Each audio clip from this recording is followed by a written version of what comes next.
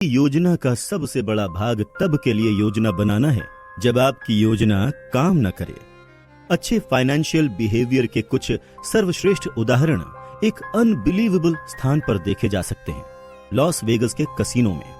हाँ, सब खिलाड़ियों के बीच नहीं, लेकिन कुछ ब्लैक जैक खिलाड़ियों का एक छोटा सा समूह जो कार्ड गिनने का अभ्यास करते हैं, साधारण लोगों की संपत्ति के मैनेजमेंट के बारे में कुछ असाधारण रूप से महत्वपूर्ण बात सिखा सकते हैं।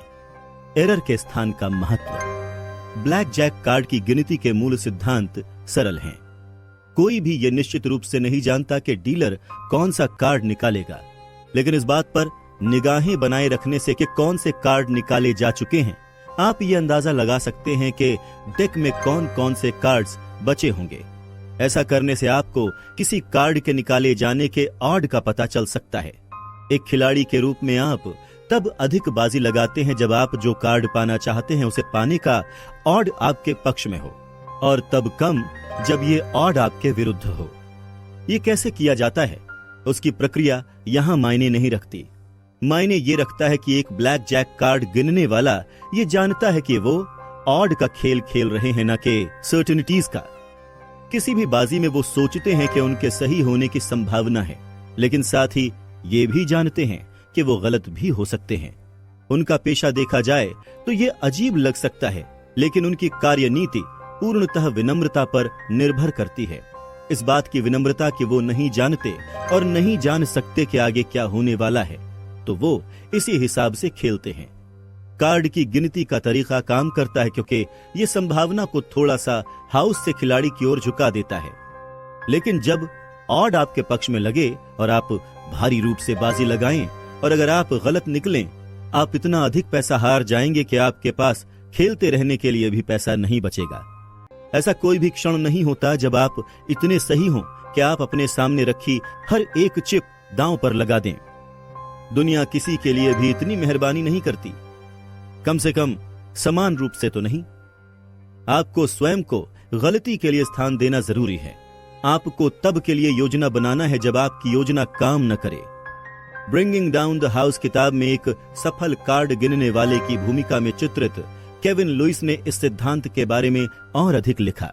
हालांकि आंकड़ों की दृष्टि से देखा जाए तो यह सिद्ध होता है कि कार्ड की गिनती काम करती है, लेकिन ये इस बात की गारंटी नहीं देती कि आप हर बाजी जीतेंगे। कसीनो की हर सैर तो रहने ही दें। हमें इस बात का ध्यान रखना चाहिए कि हमारे पास बदकिस्मती की मार झेलने के लिए पर्याप्त पैसा हो। मान लेते हैं कि आपके पास कसीनो के ऊपर लगभग 2% का लाभ है। उसका अब भी ये मतलब है कि कसीनो 49% समय जीत सकता है। इसलिए आपके पास इतना पैसा होना जरूरी है कि आप अपने खिलाफ भाग्य की मार को झेल सकें। एक रूल ऑफ थंब यह है कि आपके पास कम से कम 100 मूल यूनिट्स होनी चाहिए। मान लीजिए अगर आप $10,000 के साथ शुरुआत करते हैं तो आप आराम से $100 की यूनिट के साथ खेल सकते हैं। इतिहास ऐसी अच्छी योजनाओं से भरा पड़ा है जिन्हें इतनी दूर ले जाया गया कि उनमें और खराब योजनाओं में अंतर ही न दिखे। एरर के लिए जगह रखने में बुद्धिमत्ता यह है कि अनसर्टेनिटी, अनियमितता और संयोग अज्ञात जीवन के सदा विद्यमान रहने वाले भाग हैं। उनका सामना करने का एकमात्र तरीका यह है कि आप जो सोचते हैं कि होगा और क्या हो सकता है, जिसके बाद आपके अंदर लड़ने की शक्ति बची रहे, इनके बीच के अंतर को बढ़ाया जाए। बेंजामिन ग्राहम अपनी सुरक्षा सीमा के सिद्धांत के बारे में जाने जाते हैं। इस बारे में उन्होंने विस्तार में और मैथमेटिकल डिटेल के साथ लिखा, लेकिन इस सिद्धांत का मेरा पसंदीदा सारांश तब आया जब उन्होंने एक थ्योरी में कहा कि सुरक्षा सीमा का उद्देश्य फोरकास्ट को अनावश्यक करना है। इस सरल से कथन में कितनी शक्ति है, ये और अधिक नहीं कहा जा सकता। सुरक्षा सीमा, आप इसे एरर के लिए स्थान या अतिरेकता भी कह सकते हैं। ऐसे संसार में सुरक्षित रूप से आगे बढ़ते रहने का एकमात्र तरीका है जो संभावनाओं से चलता है, निश्चितता से नहीं। और संपत्ति से संबंधित लगभग सब कुछ इसी संसार में पाया जाता है। प्रिसिशन के साथ फोरकास्ट करना कठिन है। कार्ड की गिनती करने वाला ये स्पष्ट रूप से जानता है, क्योंकि कोई भी संभव रूप से ये नहीं जान सकता कि एक फेंटे हुए डेक में कोई कार्ड कहां पर होगा। ये उन लोगों के लिए इतना स्पष्ट नहीं है जो कुछ ऐसे सवाल पूछते हैं अगले 10 वर्षों में स्टॉक मार्केट का औसत वार्षिक प्रतिफल कितना होगा, या मैं किस तारीख पर रिटायर हो पाऊंगा, लेकिन मूल रूप से ये दोनों एक जैसे ही हैं। हम बस इतना कर सकते हैं कि संभावनाओं के बारे में सोचें। ग्राहम की सुरक्षा सीमा एक सरल सा सुझाव है कि हमें संसार को ब्लैक एंड व्हाइट, प्रिडिक्टेबल या फिर जुए के रूप में देखने की आवश्यकता नहीं है, लेकिन लोग संपत्ति के साथ जो भी करते हैं उसमें गलती के स्थान की आवश्यकता को कम आंकते हैं। स्टॉक एनालिस्ट अपने ग्राहकों को मूल्य सीमा के बजाय मूल्य लक्ष्य देते हैं। इकोनॉमिक फोरकास्टर्स सटीक आंकड़ों का अनुमान लगाते हैं, व्यापक संभावनाओं का नहीं। वो पंडित जो अडिग निश्चितता की बातें करता है, उसके फॉलोअर्स की संख्या कहीं अधिक होगी बजाय उसके जो ये कहे कि हम निश्चित रूप से नहीं जान सकते, या फिर जो संभावनाओं की बात करे। हम हर प्रकार के वित्तीय उद्यम में ऐसा करते हैं, विशेषतः उनमें जो हमारे खुद के निर्णयों से संबंधित हो। हार्वर्ड साइकोलॉजिस्ट मैक्स बेजरमैन ने एक बार दर्शाया कि दूसरे लोगों के घरों के रिनोवेशन प्लान्स को आंकते हुए अधिकतर लोग ये अनुमान लगाते हैं कि ये योजना 25% से 50% के बीच बजट से ऊपर होगी। लेकिन बात जब अपनी योजनाओं की आती है तो लोग अनुमान लगाते हैं कि रिनोवेशन समय और बजट के भीतर समाप्त हो जाएगा। आगे जाकर होने वाली निराशा। दो बातें हैं जो गलती के स्थान को टालने का कारण बनती हैं। पहली ये धारणा कि हमें यह पता होना चाहिए कि भविष्य में क्या होने वाला है, जो इसका विपरीत मान लेने की बेचैनी से जन्म लेती है। दूसरी ये कि इसलिए आप वो आवश्यक कदम न उठाकर अपने आप को हानि पहुंचा रहे हैं जो उस भविष्य को ठीक वैसे ही सच कर सकें। लेकिन गलती का स्थान अगोचर है और इसे गलत समझा जाता है। इसे अक्सर एक रूढ़िवादी बचाव के रूप में देखा जाता है, जिसे वो लोग इस्तेमाल करते हैं जो अधिक जोखिम नहीं उठाना चाहते या अपने विचारों पर विश्वास नहीं रखते। लेकिन जब इसे उचित रूप से इस्तेमाल किया जाए तो ये इसका ठीक विपरीत होता है। गलती के लिए स्थान आपको विभिन्न परिणामों को सहन करने की क्षमता देता है, और सहन शक्ति आपको इतने लंबे समय तक टिके रहने देती है कि किसी कम संभावना के परिणाम से लाभ उठाने की संभाव्यता आपके पक्ष में हो सके। अधिक बड़े लाभ कभी कभार होते हैं, या तो इसलिए कि वो अक्सर नहीं हुआ करते, या फिर इसलिए कि उन्हें संयोजित होने में समय लगता है। इसीलिए वो व्यक्ति जिसकी कार्यनीति के एक भाग नकद में एरर के लिए पर्याप्त स्थान है ताकि वो अन्य स्टॉक में कठिनाई झेल सके, वो उस व्यक्ति से बेहतर है जो गलत होने पर पूरी तरह से बर्बाद हो जाए और खेल खत्म हो। बिल गेट्स ने इस बात को बहुत ही अच्छी तरह से समझा था। जब माइक्रोसॉफ्ट एक नई कंपनी थी, उन्होंने कहा कि उन्होंने इस अत्यंत रूढ़िवादी दृष्टिकोण को अपनाया कि मुझे मेरे बैंक में इतना धन चाहिए कि अगर हमें पेरोल ना भी मिले तो भी हम कम से कम 1 वर्ष तक कुल वेतन का भुगतान करते रहें। वॉरेन बफे ने भी सन 2008 में बर्कशायर हैथवे शेयर होल्डर्स से बात करते हुए कुछ ऐसा ही विचार व्यक्त किया था। मैंने प्रतिज्ञा की है आपसे, रेटिंग एजेंसी से और अपने आप से कि मैं बर्कशायर को हमेशा प्रचुर से अधिक नकद के साथ चलाऊंगा। अगर मुझे चुनना पड़े तो मैं अधिक लाभ की उम्मीद में एक रात की नींद भी खराब नहीं करूंगा। ऐसे कुछ स्थान हैं जहां इन्वेस्टर्स को एरर के स्थान के बारे में सोचना चाहिए। एक है अस्थिरता। क्या आप अपनी संपत्ति में 30% की गिरावट झेल पाएंगे? स्प्रेडशीट पर शायद हां, अपने बिल चुकाने और नकदी प्रवाह बनाए रखने में, लेकिन मानसिक रूप से 30% की गिरावट आपके जहन पर क्या प्रभाव डाल सकती है, इसे कम आंकना आसान है। सबसे बड़ा अवसर सामने आते ही आपका आत्मविश्वास नीचे गिर सकता है। आप या आपके जीवन साथी सोच सकते हैं कि अब किसी नई योजना या फिर नए करियर का समय है। मैं ऐसे कई इन्वेस्टर्स को जानता हूं जिन्होंने घाटा झेलने के बाद हार मान ली, क्योंकि वो थक चुके थे, शारीरिक रूप से थक चुके थे। स्प्रेडशीट्स आपको ये जरूर बता सकती हैं कि आंकड़े कब काम करेंगे और कब नहीं, लेकिन वो आपको ये नहीं बता सकती कि जब आप रात में अपने बच्चों को सुलाते समय ये सोच रहे हो कि अगर आपके द्वारा लिए गए फाइनेंशियल डिसीजंस गलत निकले जो उनके भविष्य को नुकसान पहुंचा सकते हैं, तो आप कैसा महसूस करेंगे? आप तकनीकी तौर पर क्या सहन कर सकते हैं और भावनात्मक तौर पर क्या संभव है, इसके बीच का अंतर रूम फॉर एरर का एक अनदेखा वर्जन है। दूसरा है रिटायरमेंट के लिए बचत। हम इतिहास की ओर देखकर जान सकते हैं। उदाहरण के लिए यूएस स्टॉक मार्केट ने 1870 से इन्फ्लेशन के बाद 6.8% का औसत वार्षिक प्रतिफल दिया है। रिटायरमेंट के लिए बचत करते हुए अपने खुद के विविध पोर्टफोलियो से क्या अपेक्षा रखी जाए, यह उसका अनुमान लगाने के लिए एक रीजनेबल अजम्पशन की तरह इस्तेमाल किया जा सकता है। प्रतिफल के इन अनुमानों को आप वापस उस राशि में जोड़ सकते हैं जो आपको हर महीने अपना बचत लक्ष्य प्राप्त करने के लिए बचानी होगी। लेकिन क्या हो अगर भविष्य प्रतिफल कम निकले, या फिर अगर दीर्घकालिक इतिहास दीर्घकालिक भविष्य का अच्छा अनुमान हो और आपकी रिटायरमेंट की तारीख सन 2009 के जैसे भीषण बेयर मार्केट के बीच में पड़ जाए? क्या हो अगर भविष्य में होने वाला बेयर मार्केट आपको भयभीत कर दे और आप अपने स्टॉक गंवा दें और फिर आगे चलकर बुल मार्केट से चूक जाएं और अंततः मार्केट औसत से कम प्रतिफल कमा पाएं? और क्या हो अगर आपको 30 की उम्र में किसी मेडिकल आपत्ति का पैसा भरने के लिए अपने रिटायरमेंट खाते को खाली करना पड़ जाए? इन सारे क्या हो अगर प्रश्नों का जवाब है, जैसे आपने अनुमान लगाया था आप वैसे रिटायर नहीं हो पाएंगे, जो एक बड़ी समस्या हो सकती है। समाधान सरल है। अपने भविष्य के प्रतिफल का हिसाब करते हुए रूम फॉर एरर के लिए स्थान रखें। ये विज्ञान से अधिक कला है अपने खुद के निवेश के लिए, जिसके बारे में मैं विस्तार से 20वें चैप्टर में बात करूंगा। मेरा अनुमान है कि वो भविष्य प्रतिफल जो मैं अपने जीवन काल में कमाऊंगा वो ऐतिहासिक औसत की तुलना में 1/3 कम होगा। इसीलिए मैं उससे अधिक बचाता हूं, जितना मैं ये मानकर बचाता हूं कि भविष्य अतीत की तरह होगा। ये मेरी सुरक्षा सीमा है।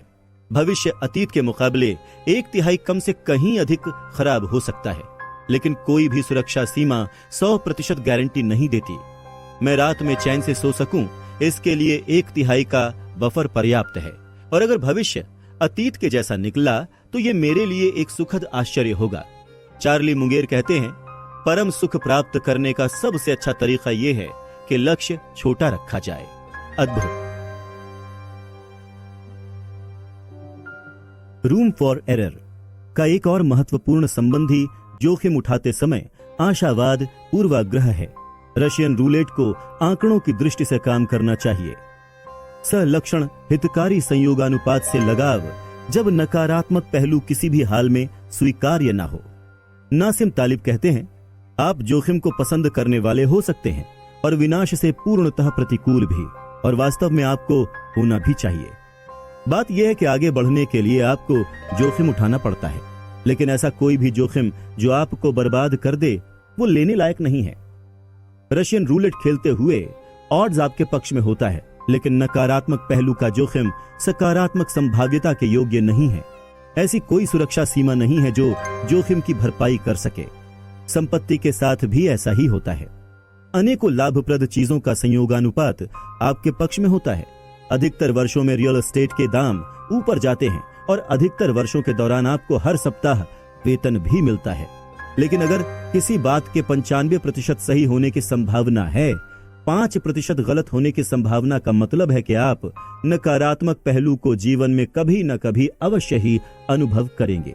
और अगर नकारात्मक पहलू का मूल्य विनाश है, बाकी 95% का सकारात्मक परिणाम इस जोखिम के योग्य नहीं है, चाहे फिर वो कितना भी आकर्षक लगे। लेवरेज यहां पर दोषी है। लेवरेज यानी अपनी संपत्ति को आगे ले जाने के लिए कर्ज लेना नित्य जोखिम को विनाशकारी बना देता है।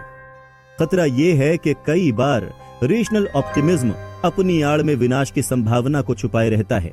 फलतः हम जोखिम को बाकायदा कम आंकते हैं।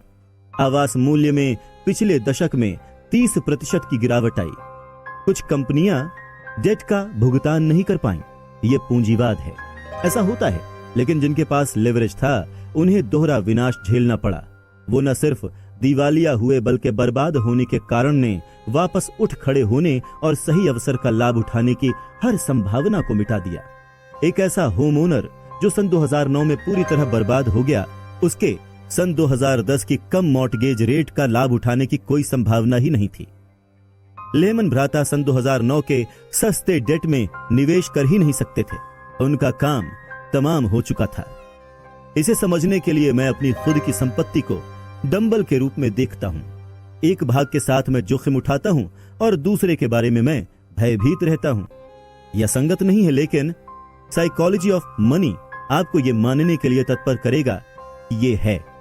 मैं सिर्फ इस बात को निश्चित करना चाहता हूं कि मैं अपनी जोखिम की अदायगी देखने तक बना रहूं। सफल होने के लिए आपको टिके रहना जरूरी है। मैं वो बात फिर से दोहराना चाहूंगा जो इस किताब से पहले भी कही जा चुकी है। आप जो करना चाहें, जब करना चाहें, जब तक करना चाहें, इसकी क्षमता अनंत रूप से निवेश पर प्रतिफल प्रदान करती है। आप जो होने की उम्मीद करते हैं, रूम फॉर एरर उसके चारों ओर की सीमा को बढ़ाने से कहीं अधिक करता है। यह आपको ऐसी चीजों से सुरक्षित करने में भी सहायता करता है जिनकी आप कल्पना भी नहीं कर सकते और जो अत्यधिक ट्रबलिंग घटनाएं हो सकती हैं। द्वितीय विश्व युद्ध में स्टालिनग्राद की लड़ाई इतिहास की सबसे बड़ी लड़ाई थी। इसके साथ ही लोगों के जोखिम झेलने की अनेकों चौंका देने वाली कहानियां भी सामने आईं। इनमें से एक सन 1942 में सामने आई जब एक जर्मन टैंक यूनिट शहर के बाहर घास के मैदानों में रिजर्व के तौर पर खड़ा था, जब अगली पंक्ति में टैंकों की अत्यंत आवश्यकता थी। कुछ ऐसा हुआ जिसने सबको चौंका दिया। उनमें से एक ने भी काम नहीं किया। यूनिट के 104 टैंक्स में से 20 से भी कम काम कर रहे थे। इंजीनियर्स ने तुरंत समस्या का पता लगा लिया। इतिहासकार विलियम क्रेग लिखते हैं, अगली पंक्ति में कई सप्ताह की निष्क्रियता के दौरान खेतों के चूहे वाहनों में घुसकर रहने लगे थे और उन्होंने इलेक्ट्रिकल सिस्टम के इंसुलेशन को कुतर दिया था।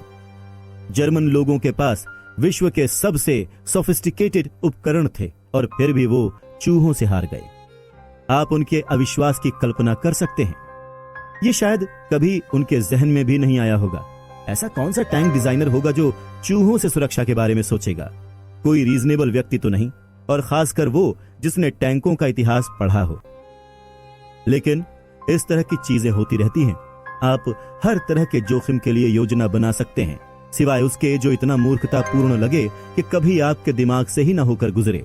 और इस तरह की मूर्खतापूर्ण चीजें ही सबसे अधिक हानि पहुंचा सकती हैं, क्योंकि हानि आप जितना सोचते हैं उससे कहीं अधिक बार होती है और आप नहीं समझ पाते कि उनका सामना कैसे किया जाए। सन 2006 में वॉरेन बफे ने अपने इवेंचुअल रिप्लेसमेंट के लिए खोज की घोषणा की। उन्होंने कहा कि उन्हें कोई ऐसा चाहिए जो गंभीर जोखिम को पहचानने और उससे बचने के लिए प्रोग्राम्ड रूप से क्रमादेशित हो, साथ ही उन जोखिमों के साथ भी जो पहले कभी सामने न आए हों। मैंने ये कौशल ऐसे कई स्टार्टअप्स में देखा है जिन्हें मेरी कंपनी कोलैबोरेटिव फंड ने समर्थन दिया है। किसी भी संस्थापक से उन जोखिमों की सूची बनाने को कहिए जिसका वो सामना करते हैं, और सामान्य जोखिम ही बताए जाते हैं। लेकिन एक स्टार्टअप को चलाने के प्रिडिक्टेबल संघर्षों के अलावा यहाँ ऐसी कुछ समस्याएं हैं जिनका सामना हमने अपनी पोर्टफोलियो कंपनियों में किया है। पानी के पाइप फटने से एक कंपनी का कार्यालय पानी के भराव से नष्ट हो गया। एक कंपनी के कार्यालय में 3 बार चोरी हुई। एक कंपनी को उसकी उत्पादन इकाई से बाहर निकाल दिया गया। एक स्टोर को सिर्फ इसलिए बंद कर दिया गया क्योंकि एक ग्राहक ने स्वास्थ्य मंत्रालय को फोन करके ये शिकायत दर्ज की कि एक अन्य ग्राहक अपने कुत्ते को साथ लेकर अंदर आया था। एक फंड रेजिंग इवेंट के बीच एक कंपनी सीईओ की ईमेल स्पूफ कर ली गई, जिस पर उसे सारा ध्यान देना पड़ा। एक संस्थापक को मानसिक विकार का सामना करना पड़ा। इनमें से कई घटनाएं कंपनी के भविष्य के लिए अस्तित्व संबंधी थीं, लेकिन कोई भी ऐसी नहीं थी जिसका पूर्वाभास किया जा सके, क्योंकि इनमें से एक भी इन सीईओज में से किसी के साथ पहले नहीं हुई थी, या फिर किसी और ऐसे के साथ जिसे वो जानते हों। ये एकदम अज्ञात क्षेत्र था। परिभाषा के अनुसार इस तरह के अज्ञात जोखिमों से बचना असंभव है, जिसकी आप कल्पना नहीं कर सकते, उसके लिए आप तैयार भी नहीं हो सकते। इस तरह के जोखिमों से होने वाले नुकसान से बचने का अगर कोई तरीका है तो वो है असफलता के एकल बिंदुओं से बचना। जीवन में बहुत सी बातों के लिए एक अच्छा रिमार्केबल नियम यह है कि हर वो चीज जो टूट सकती है वो अंततः टूटेगी ही। इसीलिए अगर बहुत सी चीजें किसी एक चीज के चलने पर निर्भर करती हैं और वो चीज टूट जाती है, आप विनाश से बस कुछ ही दूर हैं। ये असफलता का एकल बिंदु है। कुछ लोग असफलता के एकल बिंदुओं से बचने में अद्भुत रूप से अच्छे होते हैं। विमानों में अधिकतर महत्वपूर्ण प्रणालियों का बैकअप होता है और उस बैकअप का भी बैकअप होता है। आधुनिक जेट में 4 अतिरिक्त विद्युत प्रणालियां होती हैं। आप सिर्फ एक इंजन के साथ उड़ते हैं और तकनीकी रूप से बिना किसी इंजन के जमीन पर उतर सकते हैं, क्योंकि हर जेट रनवे पर सिर्फ ब्रेक्स की सहायता से उतरने में सक्षम होना चाहिए, बिना इंजन के रिवर्स थ्रस्ट के। इसी प्रकार सस्पेंशन ब्रिज बहुत से केबल खोने के बाद भी बिना गिरे टिके रह सकते हैं। संपत्ति के साथ सबसे बड़ी असफलता का सोल रिलायंस अपने शॉर्ट टर्म खर्च के लिए वेतन पर एकमात्र निर्भरता है। जब आपके पास कोई बचत न हो, आपके वर्तमान के खर्च और भविष्य के खर्च के बीच अंतर बनाने के लिए, वो तरकीब जो अक्सर अनदेखी रह जाती है, सबसे धनवान लोगों द्वारा भी वो हमने चैप्टर 10 में देखी। ये समझना कि हमें बचत करने के लिए किसी विशेष कारण की आवश्यकता नहीं होती। कार, घर या रिटायरमेंट के लिए बचत करना ठीक है, लेकिन साथ ही ये भी उतना ही महत्वपूर्ण है कि उन चीजों के लिए बचत की जाए जिनका आप अनुमान नहीं लगा सकते या जिन्हें बूझ नहीं सकते, जैसे कि खेत के चूहों का वित्तीय समकक्ष। इस बात का पूर्वानुमान लगाना कि आप अपनी बचत को कैसे खर्च करेंगे, ये मानकर चलना है कि आप एक ऐसी दुनिया में रहते हैं जहां आप ठीक तरह से जानते हैं कि भविष्य में आपका खर्च कितना होगा, जो कोई नहीं जानता। मैं बहुत बचत करता हूं और मैं नहीं जानता कि भविष्य में मैं इसे कहां खर्च करूंगा। कुछ ऐसे फाइनेंशियल प्लान्स जो सिर्फ ज्ञात जोखिम को ध्यान में रखते हैं, उनमें वास्तविक संसार में टिके रहने के लिए पर्याप्त सुरक्षा सीमा होती है। वास्तव में हर योजना का सबसे महत्वपूर्ण भाग तब के लिए योजना बनाना है जब आपकी योजना काम न करे। अब आइए मैं आपको दिखाता हूं यह आप पर लागू कैसे होता है।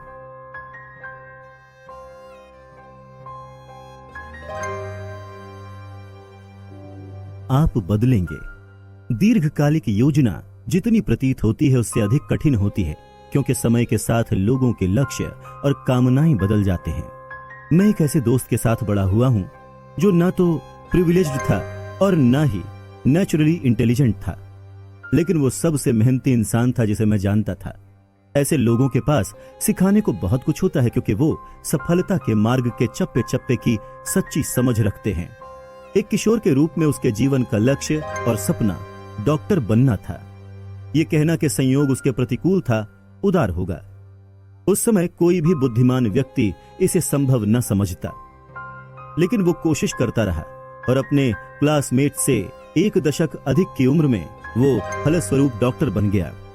जब आप अभाव से शुरू करके अपना रास्ता बनाते हुए मेडिकल स्कूल के टॉप पर पहुंच जाते हैं और सभी बाधाओं के विरुद्ध एक महान व्यवसाय प्राप्त कर लेते हैं, तो कितनी संतृप्ति मिलती है। मैंने उससे कुछ साल पहले बात की। ये वार्तालाप कुछ इस तरह से था। मैंने कहा, इतने समय बाद तुम कैसे? वो बोला, एकदम खराब करियर है। मैं हंसते हुए बोला, हाँ वैसे। वो बोला, एकदम खराब करियर है यार। ये 10 मिनट तक चलता रहा। तनाव और काम ने उसे बिल्कुल बोझिल कर दिया था। वो अपनी वर्तमान स्थिति से उतना ही निराश लगा जितना वो 15 साल पहले वहां पहुंचने के लिए प्रेरित था। साइकोलॉजी का एक आधार यह है कि लोग अपने भविष्य के प्रारूप के फोरकास्टर्स होते हैं। किसी लक्ष्य की कल्पना करना आसान और मजेदार होता है। वास्तविक जीवन के तनाव को ध्यान में रखते हुए जो प्रतिस्पर्धी अनुगमन के साथ साथ बढ़ता जाता है, एक लक्ष्य की कल्पना करना बिल्कुल ही अलग बात है। इसका भविष्य के फाइनेंशियल गोल्स के लिए योजना बनाने की हमारी क्षमता पर बहुत प्रभाव होता है। हर 5 साल का बच्चा बड़ा होकर ट्रैक्टर चलाना चाहता है। शायद ही ऐसा कोई काम हो जो एक छोटे बच्चे को इस काम से बेहतर लगे, जिसकी शुरुआत और अंत ऐसे होता है, व्रूम व्रूम बीप बीप, बड़े ट्रैक्टर में ये आया। फिर बड़े होने के बाद वो समझने लगते हैं कि शायद ट्रैक्टर चलाना सबसे अच्छा करियर नहीं है। शायद वो कुछ ज्यादा आकर्षक और प्रतिष्ठित करना चाहते हैं। इसीलिए किशोरावस्था में वो वकील बनने का सपना देखते हैं। अब वो सोचते हैं, वो जानते हैं कि उनकी योजना निर्धारित है। लॉ स्कूल और उसकी लागत हम आ रहे हैं। फिर एक वकील के रूप में वो इतना अधिक समय काम में बिताते हैं कि वो कभी कभार ही अपने परिवार से मिल पाते हैं। इसलिए शायद वो कम आय वाली नौकरी ले लेते हैं जिसमें फ्लेक्सिबिलिटी हो। फिर वो पाते हैं कि पालना घर इतना महंगा है कि उनका अधिकतर वेतन उसी में चला जाता है और वो स्टे एट होम पेरेंट बनकर घर पर रहना चुन लेते हैं। तब वो सोचते हैं कि उन्होंने सही विकल्प चुना है। फिर 70 की उम्र में उन्हें एहसास होता है कि आजीवन घर पर रहने के कारण वो रिटायर होने में असमर्थ हैं। हमें से बहुत से लोग जीवन में इसी वक्र रेखा पर चलते हैं। फेडरल रिजर्व के अनुसार कॉलेज ट्रैजेक्टरी में से सिर्फ 27% अपने प्रमुख विषय से संबंधित रोजगार में हैं। घर पर रहने वाले माता पिता में से 29% के पास कॉलेज डिग्री है। कुछ को संभवतः अपनी शिक्षा पर पछतावा है। लेकिन हमें ये बात माननी चाहिए कि 30 की उम्र में एक नई माँ या पिता जीवन लक्ष्यों के बारे में जिस तरह सोचते हैं, वो उस तरह 18 वर्ष की उम्र में करियर के लक्ष्य साधते हुए नहीं सोचते। लॉन्ग टर्म फाइनेंशियल प्लानिंग आवश्यक है, लेकिन चीजें बदलती भी हैं, आपके चारों तरफ की दुनिया भी और साथ ही आपकी कामनाएं और लक्ष्य भी। ये कहना एक बात है, हमें नहीं पता भविष्य में क्या होगा, और ये स्वीकारना अलग बात है कि आज आप खुद नहीं जानते कि भविष्य में आप क्या चाहेंगे। और सच ये है, हम में से कुछ ही जानते हैं। जब भविष्य में आप क्या चाहेंगे इसे लेकर आपके विचार बदलने की संभावना हो, तो स्थायी लॉन्ग टर्म निर्णय लेना कठिन होता है। साइकोलॉजिस्ट के अनुसार इतिहास के अंत का भ्रम लोगों की वो प्रवृत्ति है जिसमें वो इस बात से अच्छी तरह से अवगत होते हैं कि वो अतीत से अब तक कितना बदल चुके हैं, लेकिन इस बात को कम आंकते हैं कि भविष्य में उनका व्यक्तित्व, कामनाएं, लक्ष्य कितना बदल सकते हैं। हार्वर्ड के साइकोलॉजिस्ट डेनियल गिलबर्ट ने एक बार कहा था, जीवन के हर चरण में हम ऐसे निर्णय लेते हैं जो उन लोगों के जीवन को गहन रूप से प्रभावित करेंगे जो हम आगे जाकर बनने वाले हैं। और जब हम उन लोगों में बदल जाते हैं, हम हमेशा अपने निर्णयों पर खुश नहीं होते। इसलिए युवा लोग उन टैटूज को हटवाने के लिए काफी पैसा खर्च करते हैं जिन्हें बनवाने के लिए किशोरावस्था में पैसे खर्च किए थे। अधेड़ उम्र के लोग उन लोगों को तलाक देने की जल्दी में हैं जिनसे युवावस्था में वो शादी करना चाहते थे। वृद्ध एडल्ट्स उन चीजों से पीछा छुड़ाने के लिए कड़ी मेहनत करते हैं जिन्हें मध्य आयु के एडल्ट्स ने पाने के लिए मेहनत की थी, और ये सिलसिला बस चलता ही रहता है। हम सब, उन्होंने कहा, एक ऐसे भ्रम को साथ लेकर चल रहे हैं। ये भ्रम की इतिहास, हमारा व्यक्तिगत इतिहास बस हाल ही में खत्म हुआ है कि हम बस अभी वो बने हैं जो हमें हमेशा से बनना था और जो हम अपने शेष जीवन में भी बने रहेंगे। हम कभी भी ये सबक नहीं सीखते। गिलबर्ट की रिसर्च दिखाती है कि 18 वर्ष से 68 वर्ष की आयु तक लोग कैसे इस बात को कम आंकते हैं कि वो भविष्य में कितना बदलने वाले हैं। आप देख सकते हैं कि इस कारण कोई भी लॉन्ग टर्म फाइनेंशियल प्लान कैसे प्रभावित हो सकता है। चार्ली मुंगेर कहते हैं कि कंपाउंडिंग का पहला नियम यह है कि बिना किसी कारण के इसे बाधित न किया जाए। लेकिन आप संपत्ति की योजनाओं को कैसे बाधित न करें जब करियर, इन्वेस्टमेंट्स, खर्च, बजट इत्यादि जो भी आपको जीवन में चाहिए वो बदलता रहता है। ये कठिन है। रोनाल्ड रीड, धनवान जैनिटर जिनके बारे में हमने पहले बात की, और वॉरेन बफे जैसे लोगों के इतना सफल होने का एक कारण ये है कि वो एक ही काम को दशकों तक करते रहे, जिससे कंपाउंडिंग में स्वच्छंद बढ़ोतरी होती रही। लेकिन हम में से बहुत से लोग जीवन काल में इतना अधिक बदलते हैं कि हम एक ही काम को दशकों तक नहीं करना चाहते, या फिर उसके जैसा कुछ भी।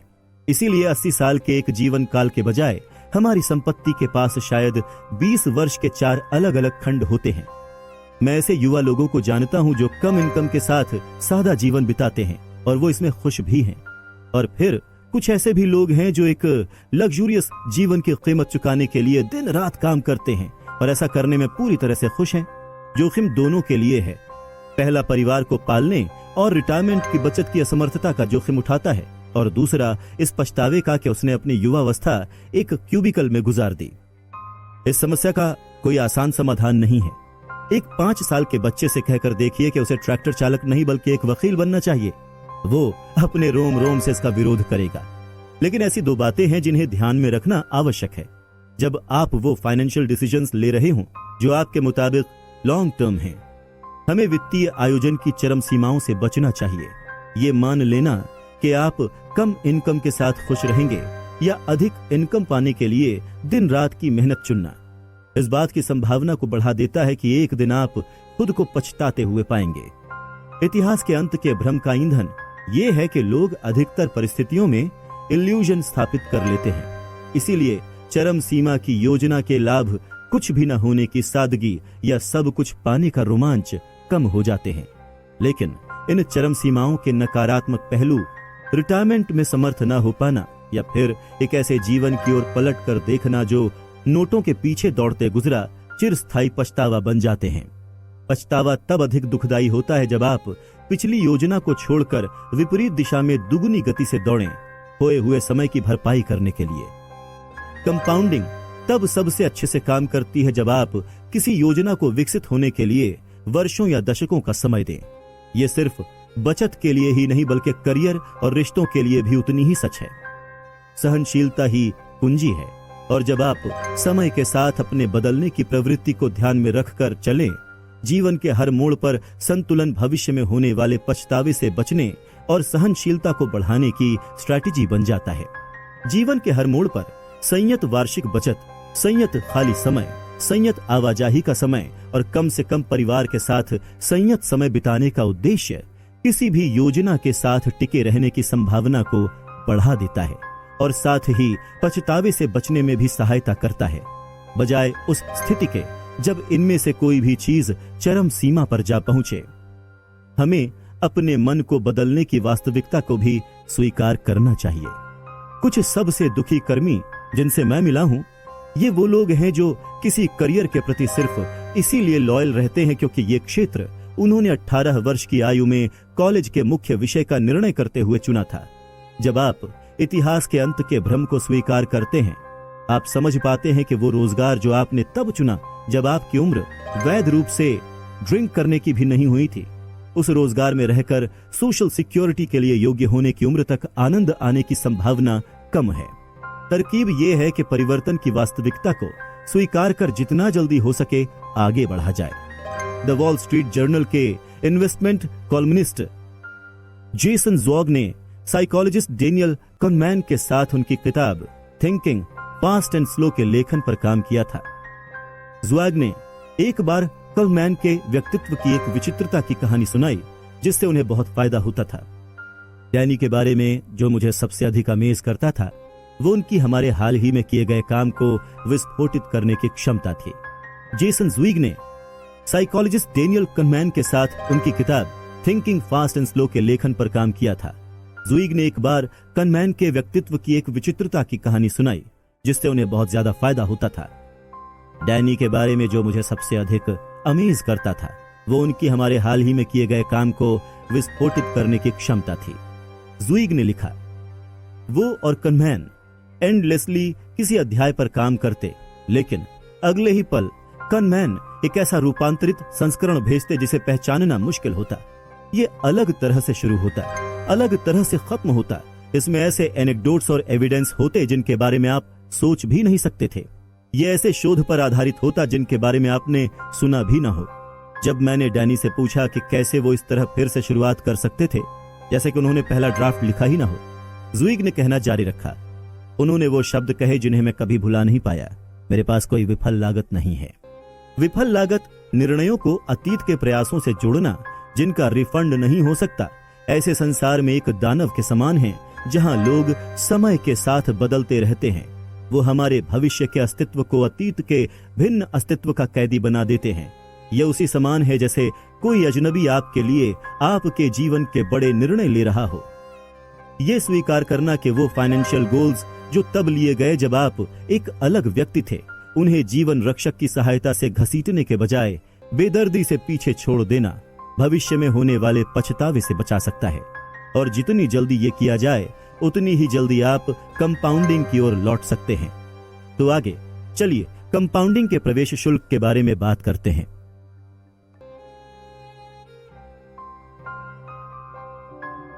कुछ भी मुफ्त नहीं होता। हर चीज का एक मूल्य होता है, लेकिन हर मूल्य लेबल पर छपा नहीं होता। हर चीज का एक मूल्य होता है और संपत्ति संबंधी अधिकतर चीजों के लिए कुंजी उनके मूल्य को जानना और उसे चुकाने के लिए इच्छुक होना है। समस्या यह है कि अधिकतर चीजों का मूल्य तब तक स्पष्ट नहीं होता जब तक हम खुद उनका अनुभव न कर लें, जब बिल ओवरड्यू हो। सन 2004 में जनरल इलेक्ट्रिक विश्व में सबसे बड़ी कंपनी थी जिसकी शुद्ध संपत्ति $1 ट्रिलियन की 1/3 थी। बीते दशक के हर वर्ष में ये पहले या दूसरे स्थान पर रही थी, जो कॉर्पोरेट एरिस्टोक्रेसी का एक चमकता उदाहरण था। फिर सब मानो टूट कर ढह गया। सन 2008 के फाइनेंशियल क्राइसिस ने जीई विभाग को अस्त व्यस्त करके रख दिया, जो कंपनी के आधे से ज्यादा मुनाफे के लिए उत्तरदायी हुआ करता था। फलतः इसे मिट्टी के मोल बेच दिया गया। तेल और ऊर्जा की आगामी बाजियां भी दुर्भाग्यपूर्ण सिद्ध हुई, जिनसे कई बिलियन का नुकसान हुआ। जीई का स्टॉक सन 2007 में $40 से गिरकर सन 2008 में $7 तक आ पहुंचा। सीईओ जेफ इमेल्ट जो सन 2001 से कंपनी संभाल रहे थे, उन्हें अविलंब रूप से बहुत ही बुरी तरह से क्रिटिसाइज किया गया। उन्हें उनके नेतृत्व, एक्विजिशन, कटिंग द डिविडेंड्स और जाहिर से तौर पर गिरते स्टॉक मूल्य के लिए आलोचना का सामना करना पड़ा। सही भी है, अच्छे समय में जिनके पास राजवंशीय संपत्ति होती है वो पासा पलटने पर रिस्पॉन्सिबिलिटी का भार भी उठाते हैं। सन 2017 में वो पद से हट गए, लेकिन जाते समय इमेल्ट कुछ गहन कह कर गए, अपने उन आलोचकों को जवाब देते हुए जिन्होंने उन्हें गलत ठहराया था और कहा था कि उन्हें जो करना चाहिए था वो ऑब्वियस था। इमेल्ट ने अपने सक्सेसर से कहा, हर काम तब तक आसान नजर आता है जब तक कि आप उसे ना कर रहे हों, क्योंकि अखाड़े में खड़े व्यक्ति के संघर्ष भीड़ में खड़े लोगों के लिए अदृश्य होते हैं। विस्तार, short term investors, regulators, union, दीर्घस्थायी दफ्तरशाही की परस्पर विरोधी मांगों का सामना करना न सिर्फ कठिन है बल्कि समस्याओं की तीव्रता को तब तक समझा नहीं जा सकता जब तक कि आप खुद उनका सामना न करें। इमेल्ट का सक्सेसर जो सिर्फ 14 महीने टिक सका, उसने भी ये बात अच्छी तरह से समझ ली। बहुत सी चीजें सिद्धांत की तुलना में प्रयोग में अधिक कठिन होती हैं। कई बार ऐसा इसलिए होता है कि हम ओवर कॉन्फिडेंट हो जाते हैं।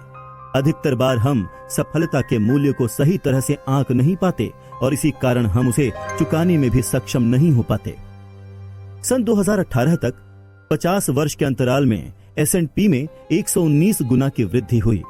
आपको करना बस ये था कि आराम से बैठकर अपनी संपत्ति की कंपाउंडिंग होने दें। पर जाहिर सी बात है, सफल निवेश आसान ही नजर आता है जब तक कि उसे आप खुद न कर रहे हों। स्टॉक लंबे समय तक रोक कर रखिए। आप अक्सर सुनेंगे ये अच्छी सलाह है, लेकिन आप ये कैसे जानेंगे कि जब स्टॉक में गिरावट आ रही हो तो लंबे समय वाला दृष्टिकोण बनाए रखना कितना कठिन होता है। हर योग्य चीज की तरह सफल इन्वेस्टमेंट्स भी एक मूल्य की मांग करती हैं, लेकिन इसकी मुद्रा डॉलर या सेंट नहीं है। ये है अस्थिरता, भय, शंका, अनसर्टिनिटी और पछतावा।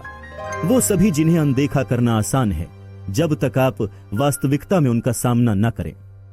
ये समझने की असमर्थता कि इन्वेस्टिंग का भी मूल्य होता है, हमें बिना कुछ किए कुछ पाने के लिए लुभा सकती है, और किसी दुकान से सामान चुराने की तरह शायद ही कभी इसका अंत भला होता है। मान लीजिए आपको एक नई कार चाहिए जिसकी कीमत $30,000 है। आपके पास 3 विकल्प हैं। पहला, इसके लिए $30,000 का भुगतान करें।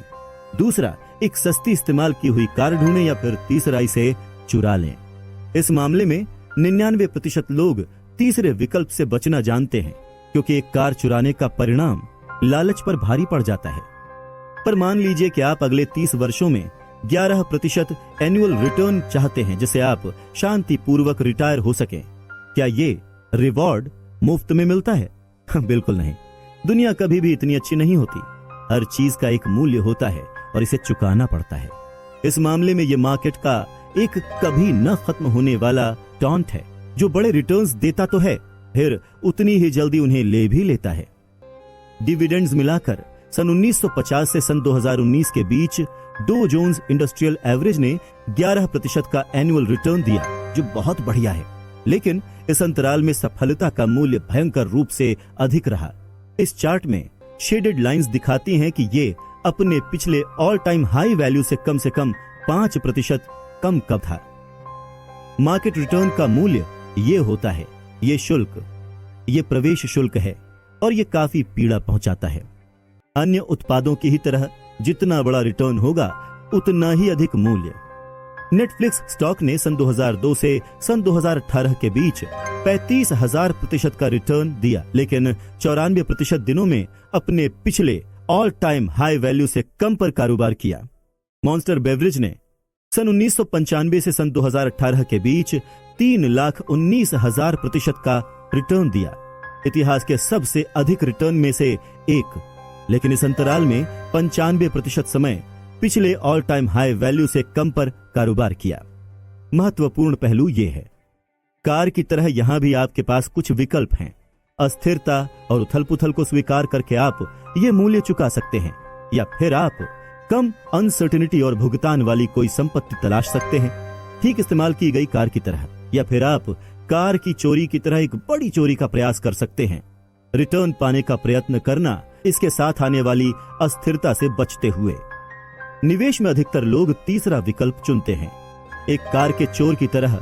हालांकि वो नेक नीयत और कानून के पाबंद होते हैं। वो ऐसी तरकीबें और कार्य नीतियां बनाते हैं जिससे मूल्य चुकाए बिना रिटर्न पा सकें। वो ट्रेड इन और ट्रेड आउट करते हैं। वो अगले रिसेशन से पहले बेचने और अगले उछाल से पहले खरीदने की कोशिश में लगे रहते हैं। अधिकतर इन्वेस्टर्स थोड़े बहुत अनुभव से भी ये जान जाते हैं कि अस्थिरता आम और सामान्य है। फिर काफी इन्वेस्टर्स अगले कदम के रूप में वो चुनते हैं जो सबसे लॉजिकल प्रतीत होता है, इससे बचने का प्रयास करना। लेकिन धन देवता ऐसे लोगों को मान नहीं देते जो बिना मूल्य चुकाए रिवॉर्ड पाने की कोशिश करते हैं।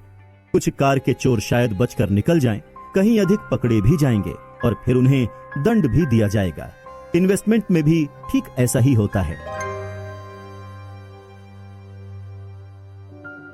मॉर्निंग स्टार ने एक बार सामरिक म्यूचुअल फंड के प्रदर्शन पर नजर डाली, जिनकी स्ट्रैटेजी सही मौके पर स्टॉक और बॉन्ड के बीच अदला बदली करना है, जिससे वो कम जोखिम पर अधिक मार्केट रिटर्न्स प्राप्त कर सकें। वो बिना मूल्य चुकाए रिटर्न्स पाना चाहते हैं।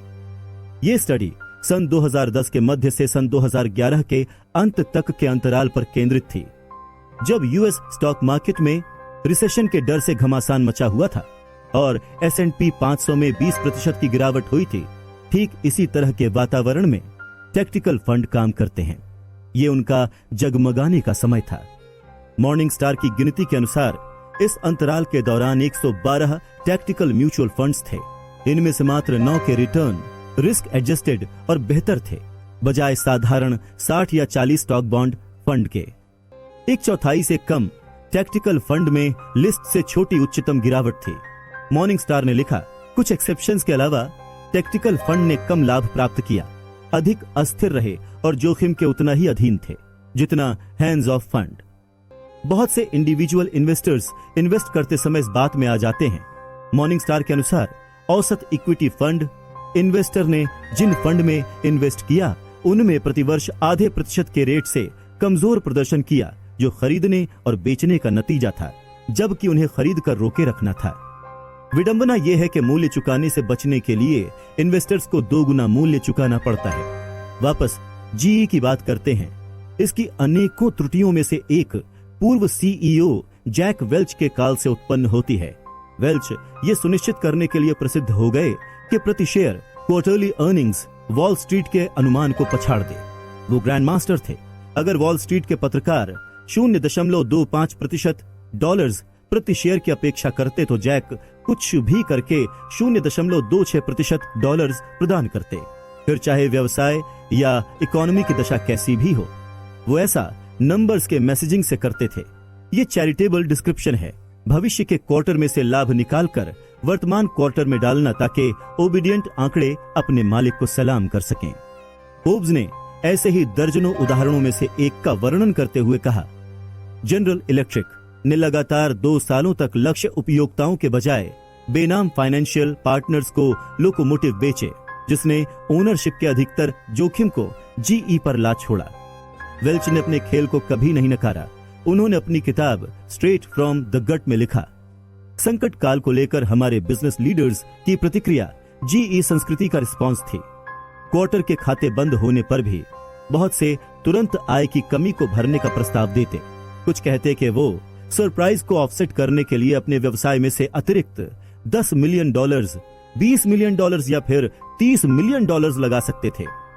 नतीजा ये निकला कि वेल्च के नेतृत्व में शेयर धारकों को मूल्य नहीं चुकाना पड़ा। उन्हें स्थिरता और प्रिडिक्टेबिलिटी प्राप्त हुई, एक ऐसा स्टॉक जो साल दर साल बिना अनसर्टेनिटी के सरप्राइज के साथ बढ़ता रहता।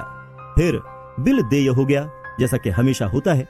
जीई के शेयर धारकों को 1 दशक तक उस महाकाय घाटे की मार झेलनी पड़ी जो पहले लेखांकन दांव पेच के कारण परिरक्षित थे। वेल्च के युग के छोटे मुनाफे आज बड़ा घाटा बन गए। इसका सबसे विचित्र उदाहरण विफल गिरवी दिग्गजों फ्रेडी मैक और फ्रैनी के रूप में देखने को मिलता है, जिन्हें सन 2000 के दशक की शुरुआत में अपनी वर्तमान इनकम को कई बिलियन डॉलर से अंडर रिपोर्ट करते पकड़ा गया। उनका ऐसा करने का उद्देश्य यह था कि उस लाभ को भविष्य के अंतराल में फैलाकर इन्वेस्टर्स को सहजता और प्रिडिक्टेबिलिटी के भ्रम में रखा जा सके। मूल्य ना चुकाने का भ्रम। प्रश्न ये उठता है कि इतने लोग जो कार, घर, भोजन और छुट्टियों का मूल्य चुकाने को तैयार हैं, अच्छे इन्वेस्टमेंट रिटर्न्स का मूल्य चुकाने से क्यों बचते हैं? जवाब आसान है। सफलता में निवेश का मूल्य तुरंत प्रत्यक्ष नहीं होता। ये कोई प्राइस टैग नहीं जिसे आप देख सकें। इसीलिए जब बिल देय होता है, ये कुछ अच्छा पाने के शुल्क की तरह प्रतीत नहीं होता। ये कुछ गलत करने के जुर्माने जैसा लगता है। और हालांकि लोग शुल्क चुकाने के लिए राजी रहते हैं, जुर्माने से हमेशा बचा जाता है। ट्रैफिक के जुर्माने और IRS के जुर्माने का मतलब होता है कि आपने कुछ गलत किया है जिसके लिए आपको सजा मिलना जरूरी है। कोई भी व्यक्ति जो अपनी संपत्ति को घटता देखे और वो घटाव उसे जुर्माने के रूप में दिखे, वो नेचुरल रूप से भविष्य में उससे बचना चाहेगा। ये बहुत ही साधारण सुनाई पड़ता है, लेकिन मार्केट की अस्थिरता को जुर्माने के बजाय शुल्क के रूप में देखना उस मानसिकता को विकसित करने के लिए आवश्यक है जो आपको इतने समय तक टिके रहने दे कि आपके इन्वेस्टमेंट का लाभ आपके पक्ष में हो जाए। कुछ इन्वेस्टर्स की ये कहने की प्रवृत्ति होती है, अगर मैं अपनी 20% संपत्ति खो दूं तो भी मैं संभाल लूंगा। नए इन्वेस्टर्स के लिए ये दोहरे रूप से सच है, जिन्होंने कभी भी 20% के घाटे का अनुभव नहीं किया। लेकिन अगर आप अस्थिरता को एक शुल्क के रूप में देखेंगे, चीजें अलग नजर आएंगी। डिज्नीलैंड के टिकट का मूल्य $100 होता है, लेकिन इसके बदले आपको अपने बच्चों के साथ एक यादगार दिन बिताने को मिलता है। पिछले वर्ष लगभग 18 मिलियन लोगों को लगा कि यह शुल्क चुकाने योग्य है। कुछ को लगा कि $100 कोई सजा या जुर्माना था। शुल्क का उचित समझौता प्रत्यक्ष होता है जब यह साफ हो कि आप इसे चुका रहे हैं। इन्वेस्टमेंट में भी ऐसा ही है, जहां अस्थिरता लगभग हमेशा एक शुल्क होती है, जुर्माना नहीं। मार्केट रिटर्न्स कभी मुफ्त नहीं होते और न ही कभी होंगे। हर अन्य उत्पाद की तरह वो आपसे एक मूल्य चुकाने की मांग करते हैं। इस मूल्य को चुकाने के लिए कोई आपको मजबूर नहीं करता, ठीक जैसे कोई आपको डिज्नीलैंड जाने के लिए मजबूर नहीं करता। आप एक स्थानीय मेले में जा सकते हैं जहां की टिकट सिर्फ $10 हो, या फिर मुफ्त में घर पर रह सकते हैं। आप ऐसे भी अच्छा समय बिता सकते हैं, लेकिन आमतौर पर आपको वही मिलेगा जिसका आप मूल्य चुकाएंगे। मार्केट में भी यही होता है। अस्थिरता, अनसर्टेनिटी का शुल्क, रिटर्न्स का मूल्य कम शुल्क वाले पार्क जैसे नकद और बॉन्ड से बड़े रिटर्न्स पाने का प्रवेश शुल्क है। उपाय यह है कि आप खुद को समझाएं कि मार्केट का शुल्क इस योग्य है। अस्थिरता और अनसर्टेनिटी का सामना करने का यही सही तरीका है। सिर्फ इसे झेलना नहीं, बल्कि ये समझ पाना कि ये एक चुकाने योग्य प्रवेश शुल्क है। इस बात की कोई गारंटी नहीं है कि ऐसा ही हो। कभी कभी डिज्नीलैंड में बारिश भी हो जाती है, पर अगर आप प्रवेश शुल्क को जुर्माने की तरह देखेंगे, आप कभी भी जादू का आनंद नहीं ले पाएंगे। तो मूल्य का पता करें और फिर उसे चुकाएं।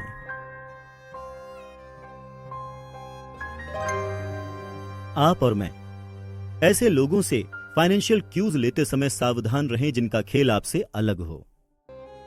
सन 2000 के दशक की शुरुआत में .com बबल के इम्प्लोजन ने पारिवारिक संपत्ति को $6.2 ट्रिलियन से घटा दिया।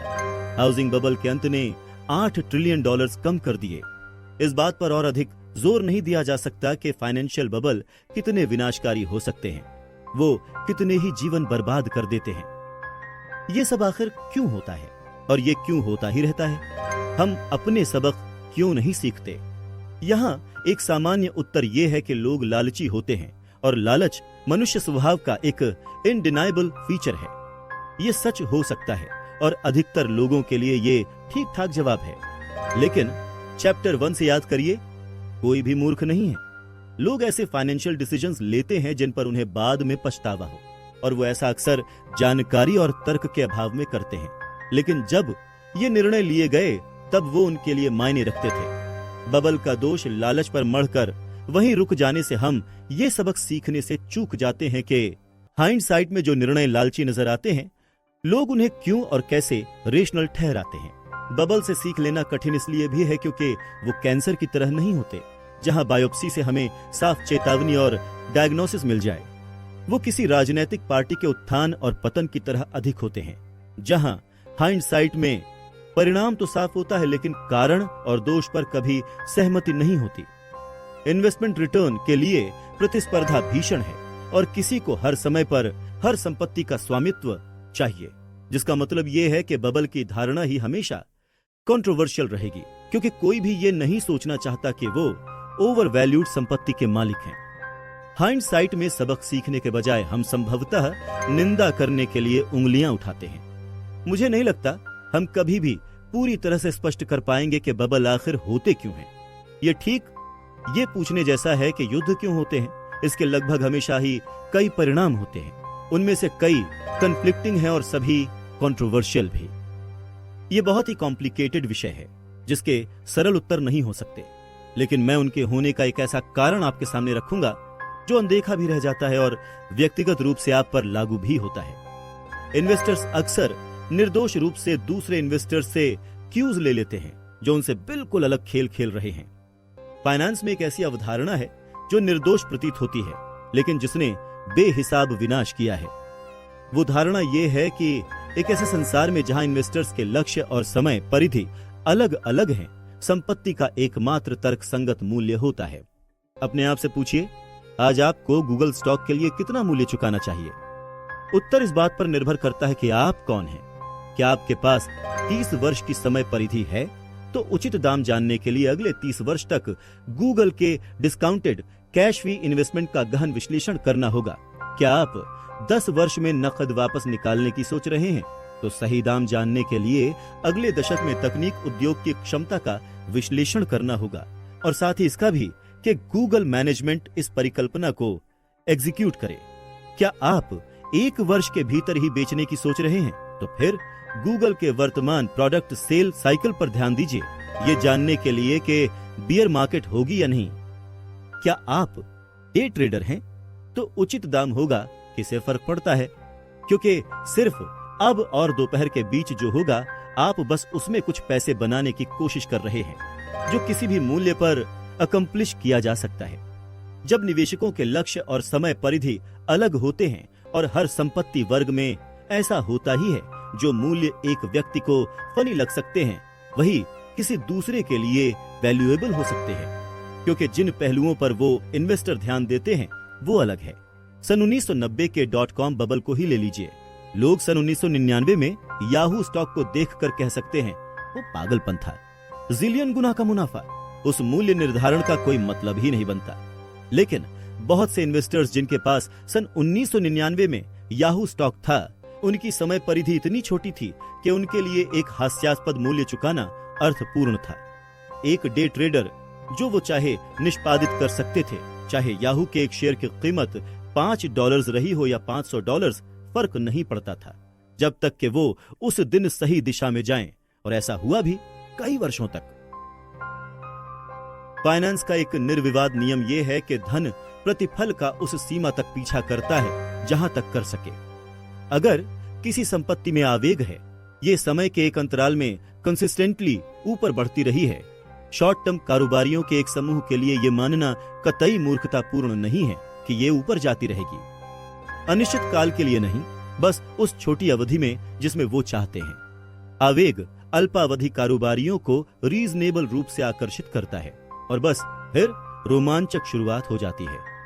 बबल तब बनते हैं जब अल्पावधि प्रतिफल इतनी राशि अर्जित कर लेते हैं कि निवेशकों की बनावट अधिकतर लॉन्ग टर्म से अधिकतर शॉर्ट टर्म में परिवर्तित हो जाती है। यह प्रक्रिया खुद ब खुद बढ़ती रहती है। जैसे जैसे व्यापारी शॉर्ट टर्म रिटर्न्स को बढ़ाते हैं, वो और अधिक व्यापारियों को आकर्षित करते हैं। शीघ्र ही इसमें अधिक देर नहीं लगती। सबसे अधिक प्राधिकार वाले प्रभावी मार्केट मूल्य सेटर वो होते हैं जिनकी समय परिधि छोटी होती है। बबल इतना अधिक बढ़ते मूल्य निर्धारण से संबंधित नहीं होते, वो किसी और बात का लक्षण होते हैं। छोटी होती समय परिधि का जैसे जैसे और नए व्यापारी खेल में उतरते हैं। ये कहना आम बात है कि .com बबल भविष्य के बारे में रेशनल ऑप्टिमिज्म का समय था, लेकिन उस युग की एक सबसे बड़ी खबर ट्रेडिंग की रिकॉर्ड मात्रा की घोषणा थी, जो होता ही है जब इन्वेस्टर्स एक ही दिन में खरीदें और बेचें। निवेशक विशेषतः वो जो मूल्य सेट कर रहे थे, अगले 20 वर्षों के बारे में नहीं सोच रहे थे। सन 1999 में औसत म्यूचुअल फंड का टोटल टर्नओवर 120% था, जिसका मतलब ये है कि वो ज्यादा से ज्यादा अगले 8 महीनों के बारे में ही सोच रहे थे। इंडिविजुअल इन्वेस्टर्स जिन्होंने वो म्यूचुअल फंड खरीदे, वो भी ठीक ऐसा ही कर रहे थे। मैगी महर ने अपनी किताब बुल में लिखा, 90 के दशक के मध्य तक प्रेस ने वार्षिक स्कोर कार्ड को रिपोर्ट में बदल दिया था, जो हर 3 महीने में आती थी। इस परिवर्तन ने इन्वेस्टर्स को बेहतर प्रदर्शन को चेज करने के लिए प्रेरित किया। चार्ट में सर्वोच्च फंड को खरीदने के लिए उस समय जब वो सबसे महंगे थे।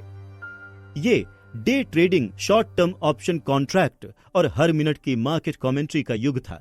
ये कोई ऐसी चीज नहीं जिसे आप लॉन्ग टर्म विचारों से जोड़ें। सन 2000 के दशक के मध्य में हुए हाउसिंग बबल में भी ठीक ऐसा ही हुआ। अगले 10 वर्षों के लिए अपने परिवार के लिए फ्लोरिडा के एक 2 बेडरूम के घर पर $7 लाख खर्च करने को उचित सिद्ध करना कठिन है, लेकिन ये अर्थपूर्ण लगेगा अगर आप कुछ महीनों में बढ़ते मूल्यों का तुरंत लाभ उठाने के लिए उस घर को मार्केट में फ्लिप कर दें। उस बबल के दौरान बहुत से लोग ठीक यही कर रहे थे। रियल एस्टेट लेन देन को ट्रैक करने वाली एक कंपनी एटॉम के आंकड़ों के अनुसार अमेरिका में ऐसे घरों की संख्या जो 12 महीने के अंतराल में एक से अधिक बार बिके, वो फ्लिप कर दिए गए थे। बबल के दौरान फ्लिप 5 गुना बढ़ गई थी। सन 2000 के पहले क्वार्टर में 20,000 से सन 2004 के पहले क्वार्टर में 1 लाख के ऊपर। बबल के बाद ये फ्लिपिंग 40,000 प्रति क्वार्टर तक घट गई और तब से लगभग ये वहीं पर टिकी हुई है।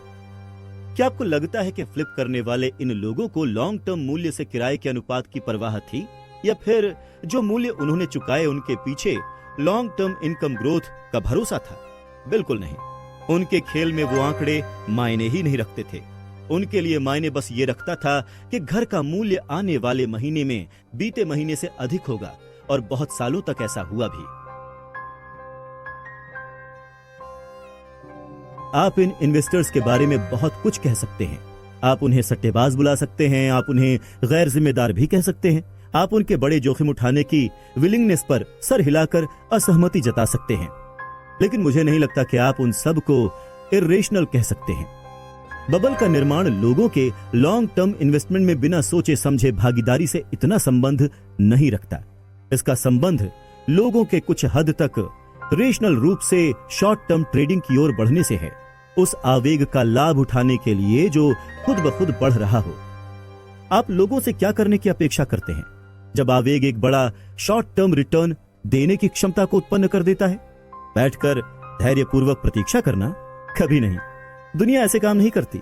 लोग हमेशा लाभ के पीछे जाते हैं, और शॉर्ट टर्म ट्रेडर ऐसे क्षेत्र में काम करते हैं जहां लॉन्ग टर्म इन्वेस्टमेंट्स खास करके मूल्य निर्धारण को लेकर नजरअंदाज कर दिए जाते हैं, क्योंकि वो इस खेल में मायने नहीं रखते। और यहाँ आकर चीजें दिलचस्प हो जाती हैं, और यहीं आकर समस्याओं की शुरुआत भी होती है। बबल तब क्षति पहुंचाते हैं जब लॉन्ग टर्म इन्वेस्टर्स अपने खेल के लिए उन शॉर्ट टर्म इन्वेस्टर्स से अनुसंकेत लेना, टिप्स लेना, क्यूज लेना शुरू कर देते हैं जो बिल्कुल अलग खेल खेल रहे हैं। सिस्को का स्टॉक सन 1999 में 300% बढ़कर $60 प्रति शेयर हो गया। उस मूल्य पर कंपनी का मूल्य $600 बिलियन पर जा पहुंचा, जो अविश्वसनीय है। कुछ ने वाकई सोचा कि ये इस योग्य था। डे ट्रेडर आनंद उठा रहे थे। इकोनॉमिस्ट बर्टन मल्कील ने एक बार कहा कि उस दर पर सिस्को की गर्भित वृद्धि दर का मतलब था कि 20 वर्ष के भीतर वो पूरी यूएस इकोनॉमी से भी बड़ी हो जाती। लेकिन अगर आप सन 1999 में एक लॉन्ग टर्म इन्वेस्टर होते तो $60 पर खरीदने का आपके पास एकमात्र मूल्य था, और बहुत से लोग उस मूल्य पर खरीद भी रहे थे। तो ये देखकर आप खुद से कह सकते थे, वाह, लगता है कि ये इन्वेस्टर कुछ ऐसा जानते हैं जो मैं नहीं जानता। शायद आप भी उनका अनुकरण करते और इसे समझदारी भरा विकल्प समझते। आप जो नहीं समझते वो ये कि वो ट्रेडर जो स्टॉक का मार्जिनल मूल्य सेट कर रहे थे, वो आपसे अलग खेल खेल रहे थे। उनके लिए $60 प्रति शेयर उचित मूल्य था, क्योंकि दिन खत्म होने से पहले वो उसे बेच देना चाहते थे जब उसका मूल्य अधिक होता। लेकिन आपके लिए $60 प्रति शेयर आगामी विनाश की तरह होता, क्योंकि आप उन शेयर्स को लंबे समय तक रखना चाहते थे। ये दो अलग अलग निवेशक शायद ही एक दूसरे के अस्तित्व के बारे में जानते हों, लेकिन ये दो अलग अलग इन्वेस्टर्स शायद ही एक दूसरे के अस्तित्व के बारे में जानते हों, लेकिन वो एक ही अखाड़े में हैं, एक दूसरे की ओर दौड़ते हुए। जब उनके रास्ते अंधाधुंध रूप से टकराते हैं, किसी न किसी को चोट पहुंचती है। बहुत से फाइनेंशियल और इन्वेस्टमेंट निर्णय इस बात पर निर्भर करते हैं कि दूसरे क्या कर रहे हैं, या फिर या तो उनकी नकल की जाती है या उनके विपरीत जाया जाता है। लेकिन जब आप ये नहीं जानते कि कोई व्यक्ति जो कर रहा है वो क्यों कर रहा है, आप नहीं कह सकते कि कितने समय तक वो ऐसा करते रहेंगे। क्या उनकी सोच को बदलेगा, या फिर अगर वो कभी अपना सबक सीखेंगे भी या नहीं। जब CNBC पर एक कमेंटेटर ये कहता है आपको ये स्टॉक खरीदना चाहिए, तो याद रखिए कि वो नहीं जानते कि आप कौन हैं। आप सिर्फ मजे के लिए ट्रेडिंग करने वाले एक किशोर हैं, एक बुजुर्ग विधवा जिसका बजट सीमित है, एक हेज फंड मैनेजर जो क्वार्टर के खत्म होने से पहले अपने बही खातों को मजबूत करने की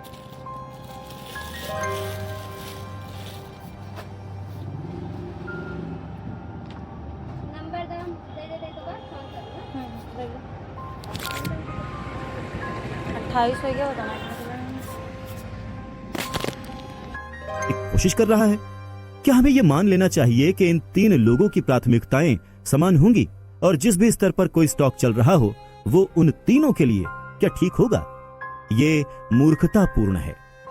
ये समझना कठिन है कि दूसरे इन्वेस्टर्स के लक्ष्य हमसे अलग हो सकते हैं, क्योंकि साइकोलॉजी का एक स्थिरक ये न समझना है कि रेशनल लोग दुनिया को आपसे अलग दृष्टिकोण से देख सकते हैं।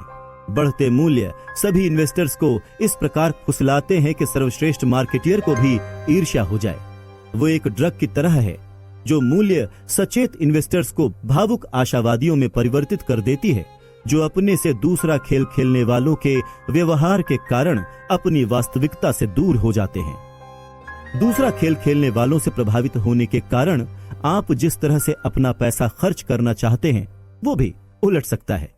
इतना अधिक कंज्यूमर स्पेंडिंग खासकर विकसित देशों में सामाजिक रूप से प्रेरित होता है, सूक्ष्म रूप से उन लोगों से प्रभावित जिनकी आप प्रशंसा करते हैं, और इसलिए किया जाता है क्योंकि आप सूक्ष्म रूप से चाहते हैं कि लोग आपकी प्रशंसा करें।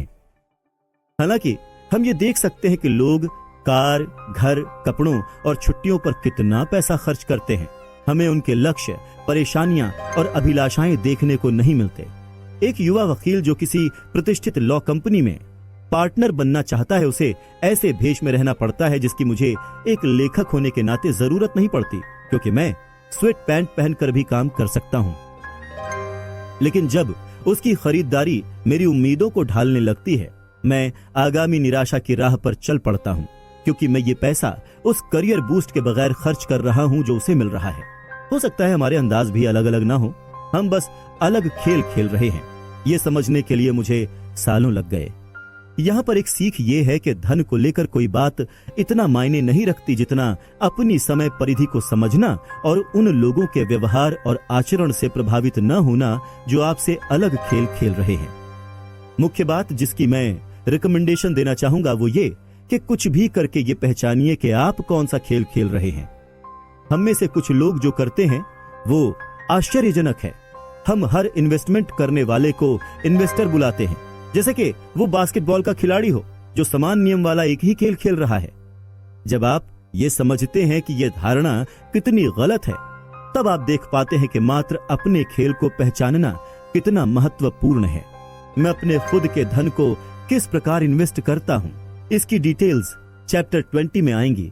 लेकिन सालों पहले मैंने लिखा था, मैं एक धैर्यवान इन्वेस्टर हूं जो रियल इकोनॉमिक ग्रोथ को उत्पन्न करने की संसार की योग्यता के प्रति आशावादी है, और मुझे विश्वास है कि अगले 30 सालों में वो विकास मेरे इन्वेस्टमेंट को लाभ पहुंचाएगा। यह विचित्र सुनाई पड़ सकता है, लेकिन एक बार जब आप अपना मिशन वक्तव्य लिख लेते हैं, आप समझ पाते हैं इससे असंबद्ध सब कुछ, इससे असंबद्ध सब कुछ। इस साल मार्केट ने क्या किया, अगले साल रिसेशन होगा या नहीं, या ये उस खेल का हिस्सा है जो मैं नहीं खेल रहा हूं। इसीलिए मैं इस पर ध्यान नहीं देता और मुझे इसके बहकावे में आने का भी कोई खतरा नहीं है। तो अब आगे चलिए निराशावाद या फिर पेसिमिज्म के बारे में बात करते हैं।